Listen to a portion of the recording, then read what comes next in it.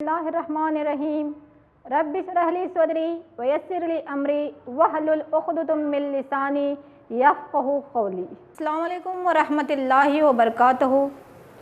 मेरे अज़ीज़ तलबा व तालिबात, ई क्लास संवाद प्रोग्राम में आप तमाम का फिर से एक मरतबा तहे दिल से इस्तकबाल है। बच्चों, अपने नोटबुक पेन लेकर चलिए आप क्लास के लिए तैयार हो जाइए।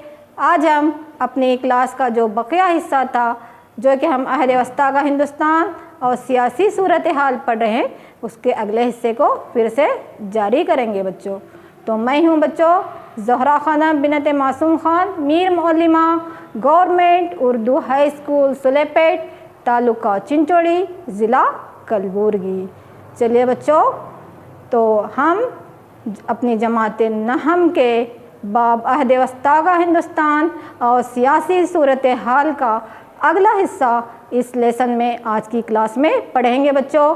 तो आपको मैं होमवर्क दी थी और जाते जाते बताई थी कि आपका होमवर्क मैं चेक करूंगी। मैं उम्मीद करती हूं कि आप होमवर्क करके लाए हैं। तो देखिए बच्चों, आपका होमवर्क चेक कीजिए, आपका यादा भी हो जाएगा। तो पहला सवाल मैं आपको दी थी बच्चों, अजमेर से ताल्लुक़ रखने वाला राजपूत ख़ानदान कौन सा था? तो बच्चों जवाब है चौहान ख़ानदान।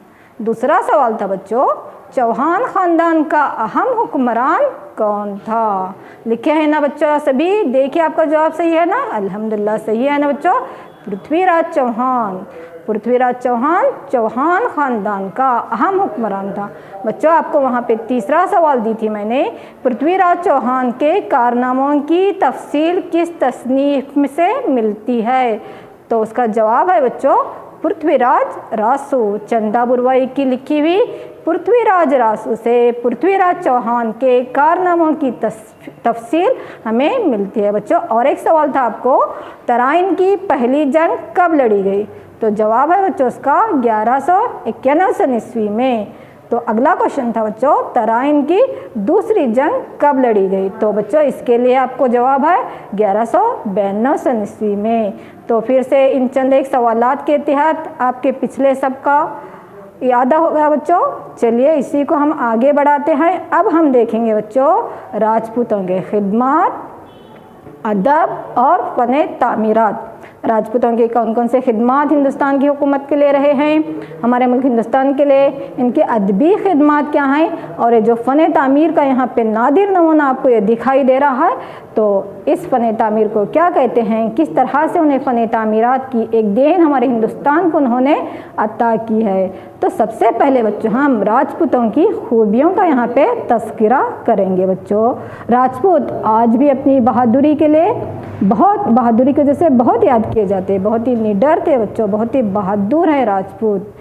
शुजाअत और दिलेरी में हिंदुस्तान की अक़वाम में कोई इंसान पैदा नहीं हुआ। कहा जाता है कि इनकी शुजाअत, इनकी दिलेरी, इनकी दिलावरी, इनकी जो बहादुरी थी वो हिंद की अक़वाम में बहुत ही मशहूर है बच्चों। राजपूत अपनी बात के पक्के, तेगजनी के माहिर और आला किस्म के शहसवार थे। तेगजनी यानी बच्चों तलवार चलाना है ना।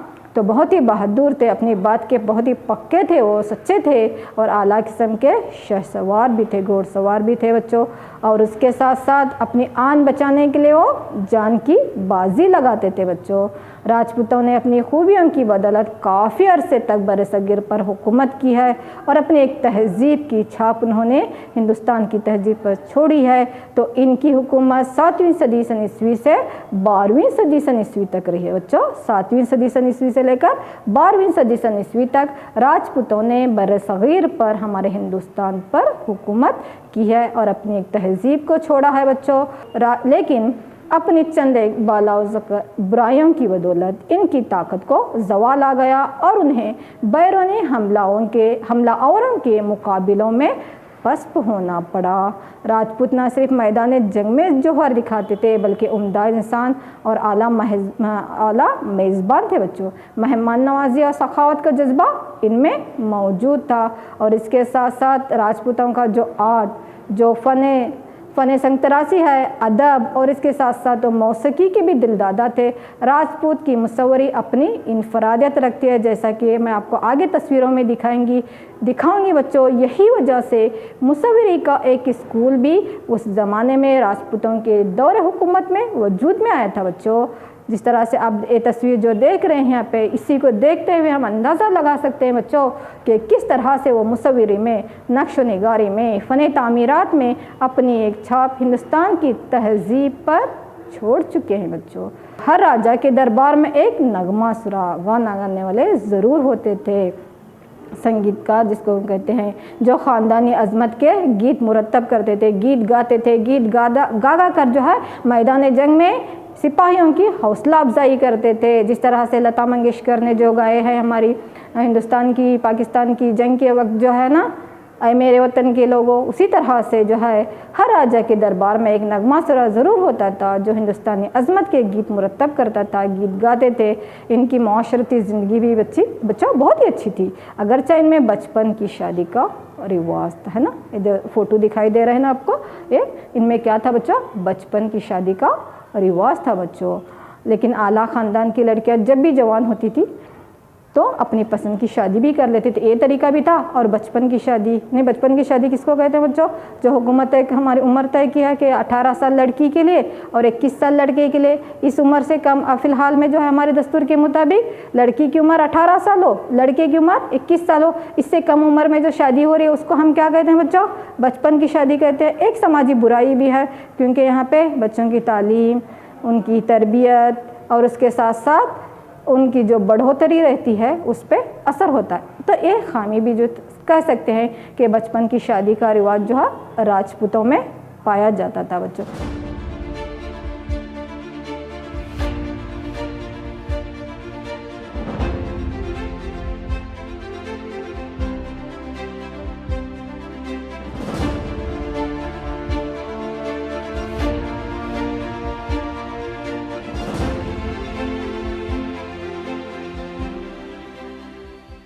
और इसके अलावा यहाँ पर एक तस्वीर देखिए बच्चों, ये देखते ही सोचते रहेंगे कि बच्चों अभी तो बचपन की शादी एक समाजी बुराई बोले थे, अब ये क्या, यहाँ पे तो आग दिखा रहे हैं बच्चों। बता सकते हैं ये जो दिखाई दे रहा है आपको तस्वीर, ये राजपूतों की एक रस्म है बच्चों। अब बता सकते हैं कौन सी रस्म है करके, आप अपनी 7th क्लास में भी पढ़े हैं इसके बारे में, राजा राम मोहन राय के लेसन में भी पढ़े हैं, सबक में भी पढ़े हैं बच्चों। अब बिल्कुल सही पहचाने बच्चों, ये सती की रस्म है ना। ये सती की रस्म राजपूतों में आम थी बच्चों। राजपूत औरतें अपनी पाक दामनी और असमत पर बजाहा तौर पर नाश करती थी, इसलिए वो सती और जौहर की रस्म जो अभी दिखाई दे रहा है वो उसके सही तर्जुमान है। यानी जब किसी औरत का शौहर मर जाता था तो अपने शौहर के साथ उसी आग में बच्चों वो जलना पसंद करती थी, उसी को क्या कहते हैं, रस्म सती कहते हैं। राजा राम मोहन राय, विलियम बेंटिंक जैसे लोगों ने क्या किया है, इस रस्म का खात्मा किए हैं यहाँ पे। तो औरतें क्या करती थी, और उसके साथ साथ और एक था बच्चों, यहाँ पे आगे आप तस्वीर में भी देख सकते हैं कि बहुत से औरतें हैं। तो मैदान जंग में जब फौजी मर जाते थे तो ये औरतें पूरी क्या होती थी, एक आग इकट्ठा जलाकर उसमें कूद जाती थी, ताकि जो बादशाह, जो हुक्मरान या जो राजा यहाँ पे फतह हासिल कर चुके हैं वो हमारे असमत पर ना आँच ना आ सके। इस तरह की उनकी सोच थी बच्चों। तो इसलिए वो क्या करते थे, इकट्ठा ही आग में कूद जाते थे।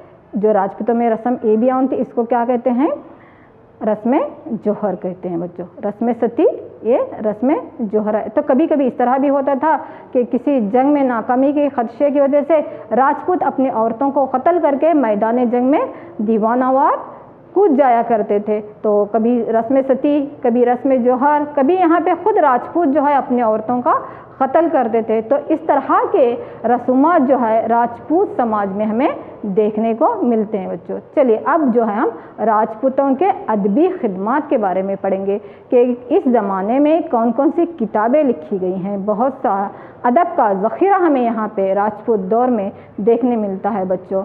तो उल्मा को बढ़ावा देने की वजह से अदबी शोबों को खूब यहाँ पे तरक्की मिली, खूब बढ़ावा भी मिला है। उल्मा की सरपरस्ती वहाँ पे हासिल थी। वहाँ पे दरबारों में उनके बड़े बड़े आलिम, बड़े बड़े उल्मा रहा करते थे। जैसे खुद राजा भोज और मंजा जैसे राजपूत बादशाह खुद भी क्या थे, आलिम व फाजिल थे बच्चों। मंजा राजा ने पद्मगुप्ता और हल्लादेवा जैसे शायरों को अपने दरबार में पनाह दी थी। ये वहाँ के दरबारी शायर थे। कौन बच्चों? पद्मगुप्ता और हल्लादेवा। किसके दरबारी शायर थे बच्चों? मंजा राजा के। उसी तरह राजा भोज ने भी बहुत से अदीबों की, शायरों की, उलमाओं की उसने सरपरस्ती की थी बच्चों।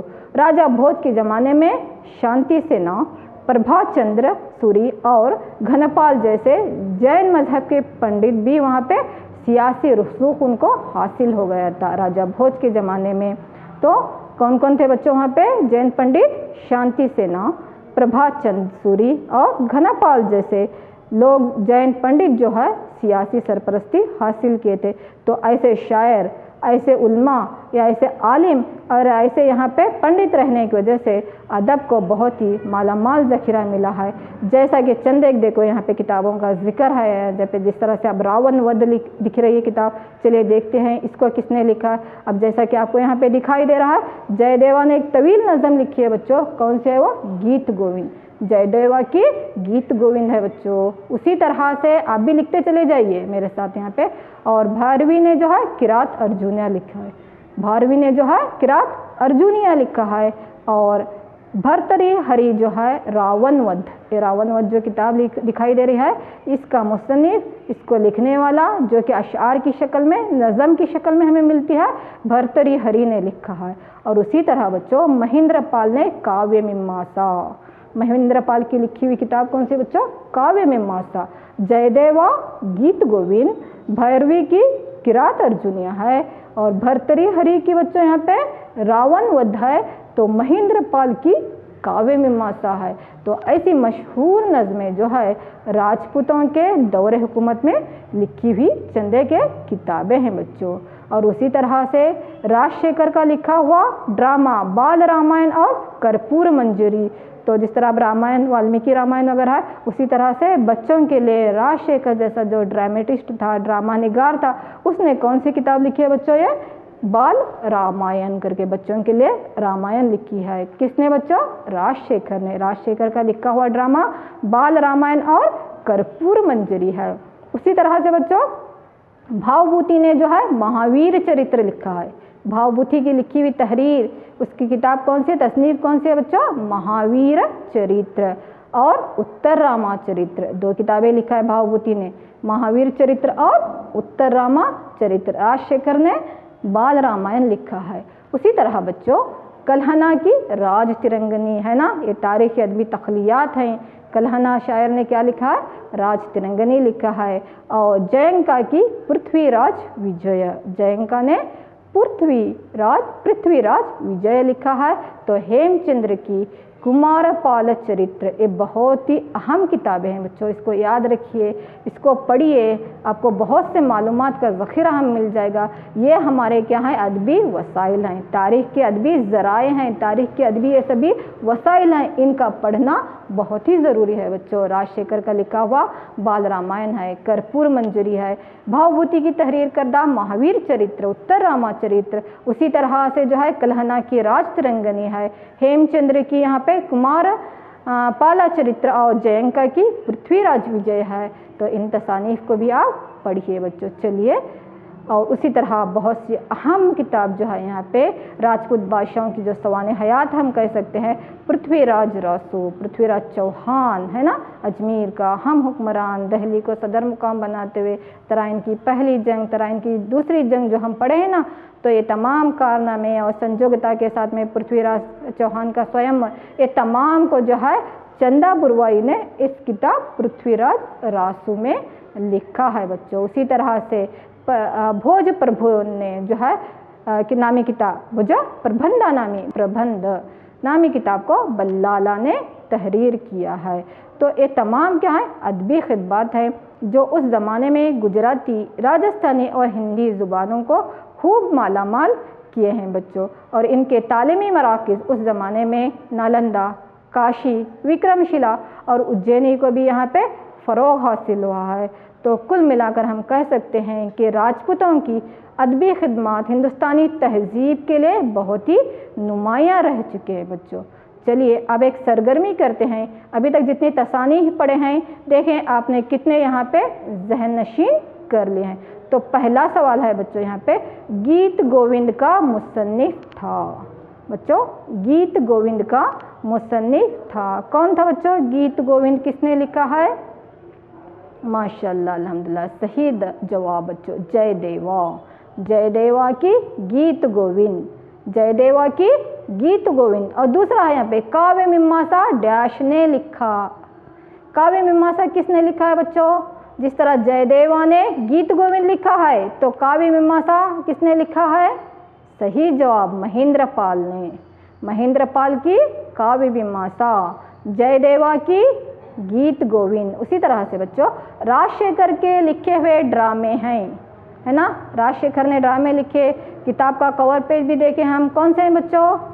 चलिए जल्दी जल्दी, माशाल्लाह अल्हम्दुलिल्लाह, बाल रामायण, कर्पूर मंजरी, है ना बच्चों। बाल रामायण और कर्पूर मंजरी जैसे ड्रामे किसने लिखा है बच्चों? राजशेखर ने लिखा। और एक सवाल बच्चों आपके लिए, राज तिरंगनी का मुसन्निफ डैश था। राज तिरंगनी का मुसन्निफ डैश था, किसने लिखा है बच्चों? ये तो हमारे तारीख के एक अदबी शाहकार है। बिल्कुल सही जवाब बच्चों, कल्हना ने। कल्हना की राज तिरंगनी, है ना। चलिए इतने तसानीफ आपको अल्हम्दुलिल्लाह याद हो गए हैं, इसलिए सही जवाब दिए हैं। चलिए फिर हम अपने लेसन को आगे बढ़ाते हैं। अब इनके फ़न तामीरात की तरफ जाएंगे। देखो बच्चों कितना शानदार अजीमुशान किला है, राजपूतों की देन हिंदुस्तान की तहजीब के लिए है। राजपूत बादशाहों ने शुमाली हिंदुस्तान के, देखिए नाम याद रखिए बच्चों, आगे सवाल में सरगर्मी में आएगा आपको कि किस किस मुकामात पर राजपूतों ने किले तामीर किए। तो राजपूत बादशाहों ने शुमाली हिंदुस्तान के चित्तौड़, मांडोर, रणथंबोर, जोधपुर और ग्वालियर में अजीम किले तामीर किए। कहाँ कहाँ पर बच्चों? राजपूत बादशाहों ने शुमाली हिंदुस्तान के चित्तौड़, मांडोर, रणथंबोर, जोधपुर और ग्वालियर में अजीम किले तामीर किए, है ना। तो उसी तरह से महलात भी बनाए हैं बच्चों। देखो कितने खूबसूरत महलात, जयपुर, ग्वालियर, उदयपुर, है ना। ये तमाम मुकामात पर जो है राजपूतों ने अपने खूबसूरत महलात बनाए हैं। कहाँ कहाँ हैं बच्चों? जयपुर के मुकाम पर, ग्वालियर के मुकाम पर और उदयपुर के मुकाम पर। इस तरह के खूबसूरत महलात कौन बनाए हैं बच्चों? ये राजपूतों ने, है ना। फ़न नक्काशी, फ़न संगतराशी, देखिए आंखें हमारी जो है दंग रह जाती हैं, इतनी खूबसूरत इमारतें जो है राजपूत हुक्मरानों ने बनवाए हैं। और इसके साथ साथ बच्चों उन्होंने माउंट एबो का दिलावर मंदिर, विमला वसाई, लोनावसाई मंदिर, ये भी जो है फ़न तामीरात के खूबसूरती के फ़नकार के एक नादिर नमूने हैं। जिस तरह आपको यहाँ पे दिखाई दे रहा है विमला वसाई मंदिर, उसी तरह आगे दिखाऊंगी मैं लोनावसाई मंदिर। कहाँ पर? माउंट एबू पर, है ना। माउंट एबू के मुकाम पर उन्होंने विमला वसाई मंदिर और लोनावसाई शिव और वहाँ पे विष्णु के मनादिर उन्होंने बनाए। देखो कितनी खूबसूरत। और एक जो है वही माउंट एबू के मुकाम पर बच्चों वहाँ पे ये लोनावसाई का खूबसूरत मंदिर, ये भी जो है राजस्थानी फ़न तामीराती नमूने पर राजपूत हुक्मरानों ने बनाए हैं बच्चों, है ना। और उसी के साथ साथ जो है चंडेला राजाओं ने बुंदेलखंड से हुकूमत करने वाले राजपूतों के चंडेल राजाओं ने उत्तर प्रदेश के खजुराहो के खंडरा अजीम मनादिर को तामीर किया। और इन्हीं के दौरे हुकूमत में तामीर शुदा शिव और विष्णु के मनादिर, ये जो मनादिर दिख रहे हैं यहाँ पर शिव और विष्णु की पूजा करते थे वो। और यहीं पर जो है उन्होंने शिव और विष्णु के मनादिर उन्होंने बनाए हैं बच्चों। तो शिव और विष्णु के मनादिर भी हमें यहाँ पे देखने मिलते हैं। तो इससे ये मालूम भी पड़ता है कि हमें उस ज़माने में राजपूत हुक्मरान शिव और विष्णु की पूजा करते थे। उनके देवता कौन होते थे बच्चों? शिव और विष्णु। क्योंकि ये जो मनादिर दिख रहे हैं तो अंदर वहाँ पे मूर्तियाँ हमें किसकी देखने में मिलते हैं बच्चों? शिव और विष्णु देवताओं की मूर्तियाँ देखने मिलते हैं। तो इससे हम ये भी आखाज कर सकते हैं कि राजपूतों ने शिव और विष्णु की पूजा की थी। चलिए बच्चों आगे बढ़ते हैं। यहाँ पे उन्होंने फ़न नक्काशी को बढ़ावा दिया।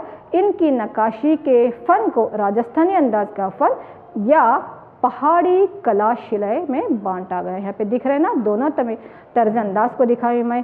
अब पहले भी देखे हम जो महल देखे ना राजस्थानी अंदाज का, उसी तरह यहाँ पर भी दिखाई दे रहा है आपको राजस्थानी अंदाज का महल। उसी तरह पहाड़ी कला शिले का जो है यहाँ पे नक्काशी का नमूना। ये दोनों जो है फ़न तामीरात के, जिस तरह से इंडो शासनिक तरीका कहते हैं जिसमें कमान और गुम्मद थे, उसी तरह से गोथक करके हम हमारे तारीख के पहले लेसन में पढ़े थे कि गोतक फ़न तामीर को ईसाइयों ने, है ना, जहाँ पे शीशे होते थे, शीशे से जो है रोशनी आती थी, जो उसको अपनी एक उन्होंने अलामत मानते थे मजहबी। उसी तरह से राजपूतों ने इन दोनों फ़न तामीरात को, कौन कौन से बच्चों, राजस्थानी अंदाज का फ़न तामीर और पहाड़ी अंदाज का, जिसको हम पहाड़ी आर्ट भी कहते हैं, पहाड़ी संग तराशी भी कहते हैं या पहाड़ी कलाशिला भी कहते हैं। तो इसको जो है राजस्थानी लोगों ने या हमारे राजपूतों ने जो है अपने दौरे हुकूमत में आगे बढ़ा है, जो आज भी दुनिया के नादिर व शादिर फ़न तामीराती नमूने माने जाते हैं बच्चों। तो उसी तरह से उन्होंने यहाँ पे देखो पहाड़ी शिला दिख रहा है ना, उस मंदिर को देखने से ही मालूम पड़ता है कि उस ज़माने का आर्ट हमें कितना तरक्की याफ्ता दिखाई देता है। तो ये राजस्थानी अंदाज और पहाड़ी कलाशिले का मजमूई अंदाज में उन्होंने क्या किया है, मनादिर को बनाया है राजपूत हुक्मरानों ने। तो उसी तरह से मेवाड़, बेकैन, जोधपुर, जैसलमेर और बोनी में राजस्थानी अंदाज की नक्काशी भी हमें देखने मिलती है। तो खसोली, जम्मू, गढ़वाल में जो है पहाड़ी अंदाज की नक्काशी हमें देखने को मिलती है। यानी दोनों भी फ़न तामीरात के नमूने हमें यहाँ पे देखने मिलते हैं। जिस तरह से अदब को माला माल किया उन्होंने, बहुत सी रज़्म नज़में लिखे हैं और बहुत से सवाने हयात लिखे बच्चों, उसी तरह से ये दोनों फ़न तामीरात को, एक राजस्थानी नक्काशी का तरीका और एक पहाड़ी नक्काशी का तरीका, इस दोनों भी फ़न तामीरी नमूनात को हिंदुस्तान के लिए, हिंदुस्तानी तहज़ीब के लिए राजपूतों की एक देन रही है बच्चों। ये क्या थे, फ़न तामीरात के नादिर नमूने थे। चलो अब जो हम पढ़े हम इसका थोड़ा सा बच्चों यादा कर लेंगे एक सरगर्मी के ज़रिए से। मैं आपको सवालात दूंगी, अब जल्दी जल्दी से जवाबात अपनी नोटबुक में लिखते चले जाएंगे बच्चों। सवाल नंबर पहला है आप यहाँ पे, राजपूत हुक्मरानों ने अपने किले कहाँ कहाँ तामीर किए? राजपूत हुक्मरानों ने अपने किले कहाँ कहाँ तामीर किए? अल्हम्दुलिल्लाह बच्चों सही जवाब है यहाँ पे चित्तौड़, मांडव, रणथंभौर, जोधपुर और ग्वालियर में राजपूतों ने अपने किले चित्तौड़, मांडव, रणथंभौर, जोधपुर और ग्वालियर में अपने किले तामीर किए। बच्चों अगला क्वेश्चन आपके लिए है, राजपूतों के अहम महलात कहाँ बनाए गए? बहुत से मुकामात पे हैं, आप एक दो मुकामात का नाम लिखिए बच्चों अपनी कापियों में और देखिए जवाब सही है कि नहीं। राजपूतों के अहम महलात कहाँ बनाए गए हैं, है ना बच्चों? अल्हम्दुलिल्लाह सही जवाब लिखे थे ना, जयपुर, ग्वालियर, उदयपुर। कहाँ कहाँ बनाए थे बच्चों? जयपुर, ग्वालियर और उदयपुर में राजपूतों ने अपने महलात बनाए हैं। उसी तरह सवाल नंबर 3 है बच्चों आपको, दिलावर मंदिर यानी विमलावसाई और लोनावसाई मंदिर कहाँ बनाए गए हैं? दिलावर मंदिर यानी विमलावसाई मंदिर और लोनावसाई मंदिर कहाँ बनाए गए हैं बच्चों?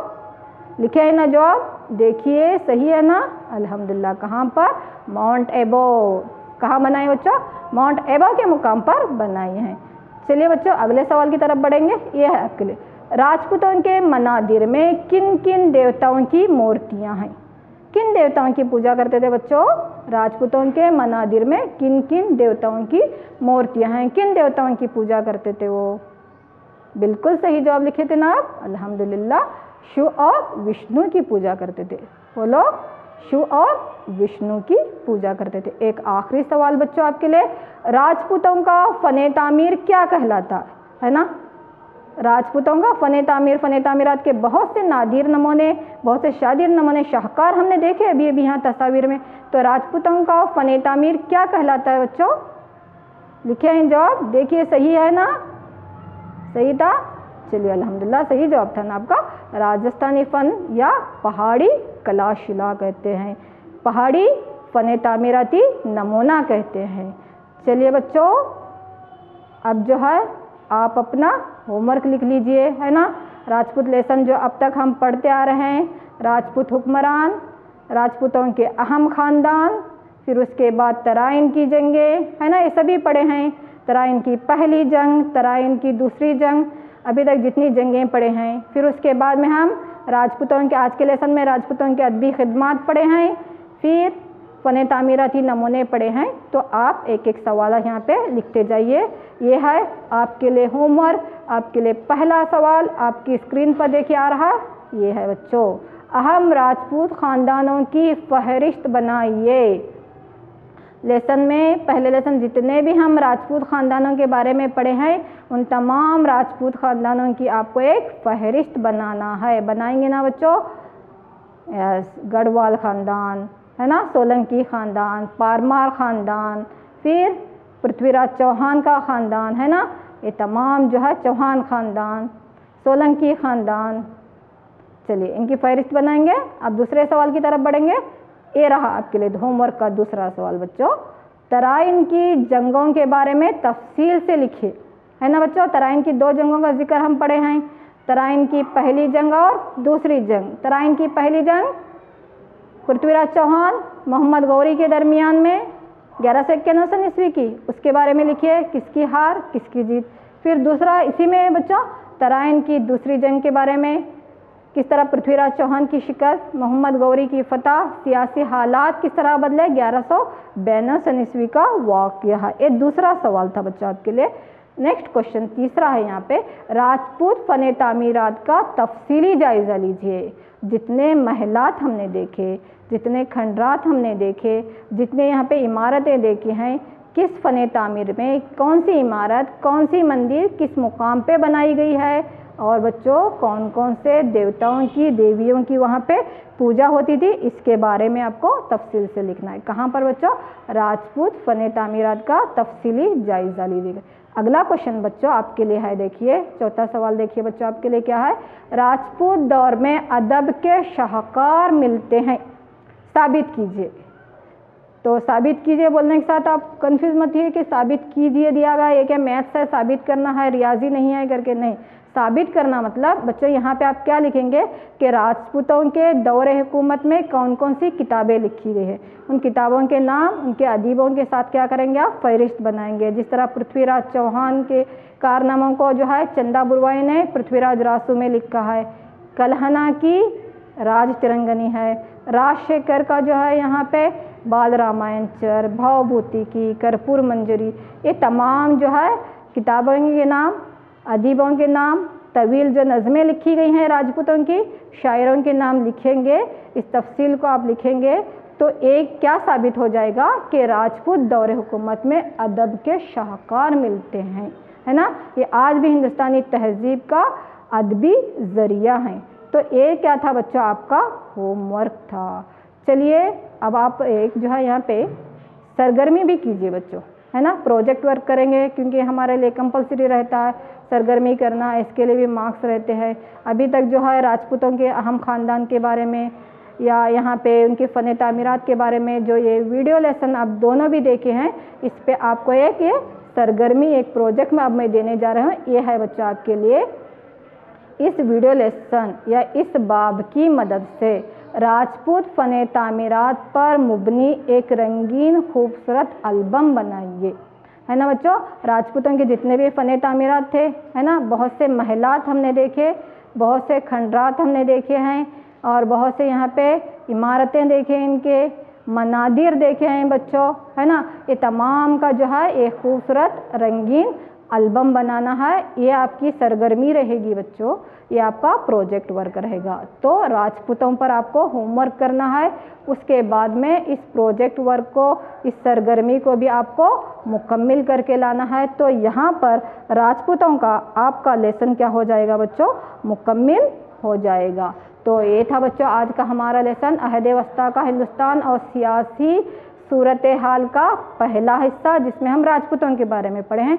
आइंदा लेसन में फिर से हम सलातीन दहली के साथ में फिर हाजिर हो जाएंगे। तब तक अपनी सेहत का ख्याल रखिए, लेसन देखिए, अपना होमवर्क कीजिए, अपनी सरगर्मी कीजिए। सर अच्छी बात है बच्चों। चलो अब हम यहाँ से आपसे विदा लेते हैं। अस्सलाम वालेकुम व रहमतुल्लाहि व बरकातहू।